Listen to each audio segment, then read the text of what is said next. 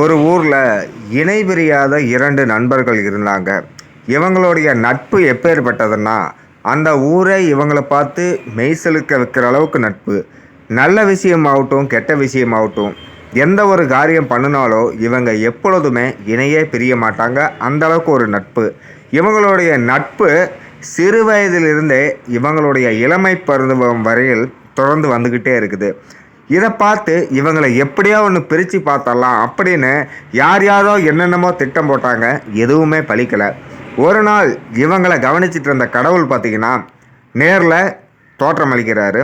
அப்போ பார்த்திங்கன்னா, உங்களுடைய இருவருடைய குணாதிசயங்களையும் நான் மேலேருந்து பார்த்துக்கிட்டு தான் இருந்தேன். நீங்கள் செஞ்ச நன்மைகள்னால உங்களில் ஒரு நபர் என்னுடன் சொர்க்கத்துக்கு வரலாம் அப்படின்னு சொல்ல ஆரம்பிக்கிறாரு. அதுக்கு பார்த்திங்கன்னா அருகில் இருந்த நண்பர், இவரையே அழைச்சிட்டு போங்க, இவன் சந்தோஷமாக இருந்தால் எனக்கு போதும் அப்படின்னு பெருந்தன்மையாக சொல்ல ஆரம்பிக்கிறாரு. கூட இருந்த நபருக்கு பார்த்திங்கன்னா உடனே ஆச்சரியம். என்னடா, நம்ம சிறு வயதுலேருந்து ஒன்றாவே இருந்தோம், இப்போ இந்த கடவுள் சொல்கிற பேச்சை கேட்டு நீ சொர்க்கத்துக்கு அனுப்புறியே, உனக்கு சொர்க்கம் தேவைப்படாதா அப்படின்னு கேட்க ஆரம்பிக்கிறாரு. நண்பா, நீ என்னை விட்டு எப்போ நீ போகிறையோ அப்போ இந்த பூலோகமே எனக்கு சொர்க்கம் அப்படின்னு சிரித்தபடியே சொல்லிக்கிறாரு. என்னதான் ஒரு பழக்க வழக்கமாக இருந்தாலும் ஒரு குறிப்பிட்ட நாளடைவுக்கு மேலே அது அவங்க மனசளவில் பெரிய ஒரு வெறுப்பை ஏற்படுத்தும். அந்தளவுக்கு நம்ம நடந்துக்கிற நடத்தையில் இருக்குதுங்க.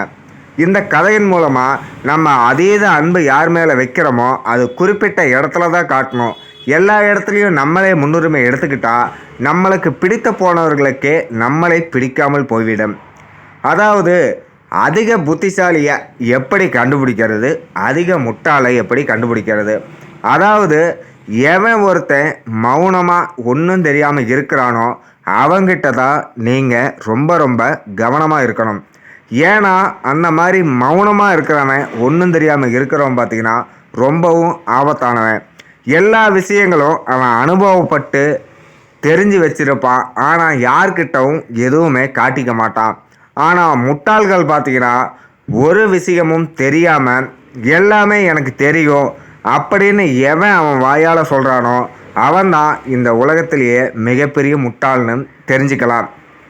சிலர் பார்த்திங்கன்னா அந்த விஷயம் தெரிஞ்சாமையே எனக்கு இந்த விஷயம் நல்லாவே அத்துப்படின்னு சொல்லி சில பல சிக்கலில் மாட்டி அவங்களுடைய தன்மானத்தை அவங்களே இறைக்கிறது வழக்கமான ஒரு விஷயம். அந்த மாதிரி ஆட்களை நம்ம நிறைய பேரை சந்திச்சிருப்போம். ஒரு நபர் பார்த்திங்கன்னா ஒரு பேருந்தில் பயணம் பண்ணிகிட்ருக்கிறாரு. அந்த பேருந்தில் மூவர் மட்டும்தான் இருக்கிறாங்க. பேருந்து ஓட்டுநர், நடத்துனர், ஒரே ஒரு பயணி. இந்த ஒரே ஒரு பயணி யாருன்னு பார்த்தீங்கன்னா நம்மளுடைய அதிபுத்திசாலியான முட்டாளுங்க. அதாவது, அவருக்கு ஒன்றுமே தெரியாமல் எனக்கு எல்லாம் தெரியுன்னு காட்டிக்கிற ஒரு நபர் தான் அந்த பேருந்தில் பயணம் பண்ணிகிட்ருக்கிறாரு. அடர்ந்த காட்டு பகுதியில் பேருந்து பயணத்தை தொடங்கி போயிட்டுருக்குது. திடீர்னு பேருந்தை ஓரங்கட்டி நிப்பாட்டுறாரு டிரைவர். என்னடான்னு இறங்கி பார்த்தா பேருந்தினுடைய ஒரு பக்க டயர் பார்த்திங்கன்னா பழுதாகி நின்றுச்சு. அக்கம் பக்கம் சுற்றி பார்த்தா காக்கா கூட இல்லை. அந்தளவுக்கு ஒரு அடர்ந்த வனப்பகுதி. பேருந்து ஓட்டுநருக்கும் நடத்துனருக்கும் இப்போ இந்த காட்டுக்குள்ளே வந்து மாட்டிக்கிட்டோமே, என்ன பண்ணுறதுன்னு தெரியலையே, எவ்வளோ தூரம் போய் இவங்களை கூட்டிகிட்டு வர்றது, கிட்டத்தட்ட பஞ்சர் கடைக்கு போகிறதா இருந்தால் இங்கேருந்து 5 கிலோமீட்டர் நடந்தே போகணும் அப்படின்னு சொல்லி பேசிகிட்டு இருக்கும்போது இந்த நபர் பார்த்திங்கன்னா, அண்ணா நீங்கள் வண்டியில் ஏறி உட்காந்து ஓட்டுங்க, நானும் கண்ட்ரைக்டரும் தள்ளி விடுறோம் அப்படின்னு சொல்லி அதிபுத்திசாலித்தனையான ஒரு யோசனை சொல்லிக்கிறாரு. இவங்களும் என்னென்னமோ தள்ளி பார்க்குறாங்க. பேருந்து பார்த்திங்கன்னா 1 இன்ச்சு கூட நகரலை. அப்போ தான் இவங்க உணர்ந்தாங்க, இந்த முட்டா பையன் பேச்சை கேட்டுக்கிட்டு இவ்வளோ பெரிய பேருந்தை நம்ம இருவர் தள்ள முடியும்னு நினச்சது நம்மளுடைய தப்பு தான்.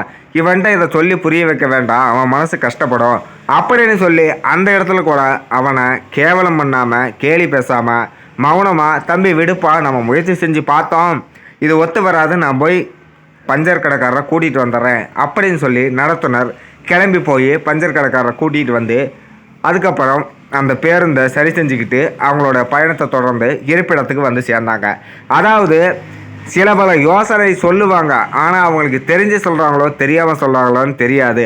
ஆனால் அந்த இடத்துல பார்த்திங்கன்னா கரெக்டாக அது நல்ல யோசனையாக தான் சொல்கிற மாதிரி இருக்கும். ஆனால் அதை நம்ம செஞ்சோம்னா அதிபுத்திசாலித்தனமான முட்டாள் வேலையாக தான் இருக்கும்.